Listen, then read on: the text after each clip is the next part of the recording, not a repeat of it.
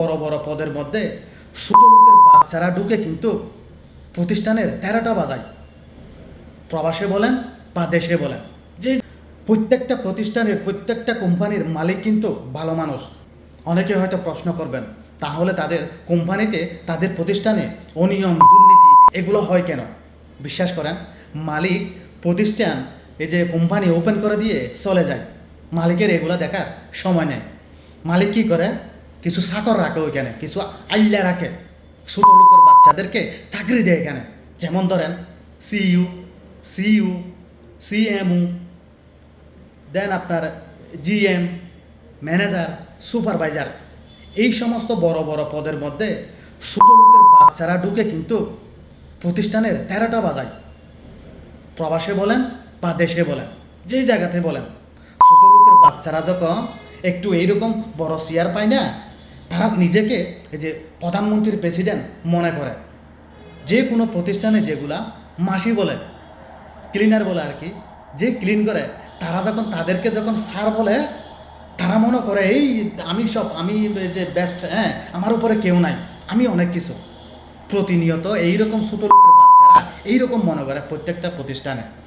এই আদার্স আর বাকি যে এমপ্লয়িগুলো আছে, তাদেরকে প্রতিনিয়ত তারা এই যে হ্যাচিং করে, তাদেরকে প্রতিনিয়ত চাপের মধ্যে রাখে। এই যে বলছি না, সিইউ, সিএমও, দেন আপনার এজিএম, জিএম, সুপারভাইজার, ম্যানেজার, এই সমস্ত উপরের কর্মকর্তারা।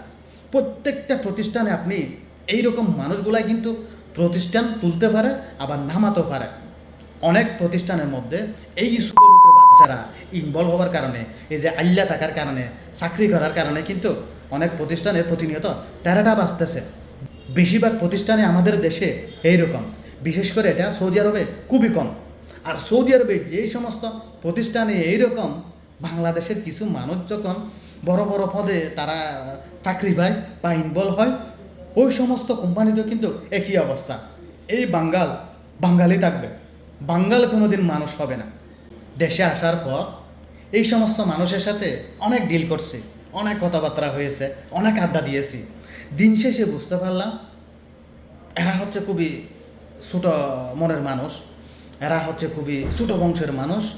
হ্যাঁ, তাদের মা বাপ হয়তো তাদেরকে ওই যে কী বলবো, মানুষের কাছে কাজ করে, হ্যাঁ, ওই যে এই মানুষের এই যে এদিক ওদিক করে তাদেরকে লেখাপড়া করিয়েছে।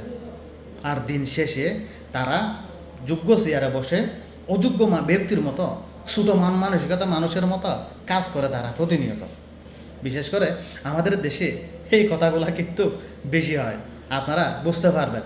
১০০ জন এমপ্লয় লাগবে, তাদেরকে এমনভাবে একটা যে হ্যাচিংয়ে রাখে, তসালিং করে, এটা বলার মতো না। অনেকে চাকরি ছেড়ে দিয়ে চলে যায়, বাধ্য হয়ে যায়, সে আর পারে না, সে অনেক চেষ্টা করছে, সে এখানে কাজ করার জন্য আসছে, কিন্তু ওই যে তাদের হুঁদাফুঁদির কারণে কিন্তু প্রতিষ্ঠানে থাকতে পারে না অনেক এমপ্লয়গুলা।